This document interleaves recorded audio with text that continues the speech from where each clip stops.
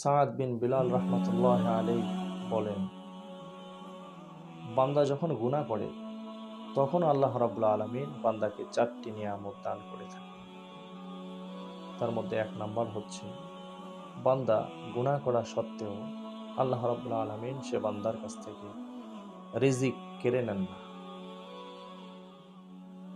Number 2, বান্দা গুনাহ করার কারণে আল্লাহ রাব্বুল আলামিন সে বান্দার কাছ থেকে সুস্থতার নিয়ামতকে কেড়ে নেন না। নাম্বার 3, বান্দা গুনাহ করার পরে সেই গুনাহকে আল্লাহ রাব্বুল আলামিন জনসম্মুখে প্রকাশ করেন না, গোপন রাখেন।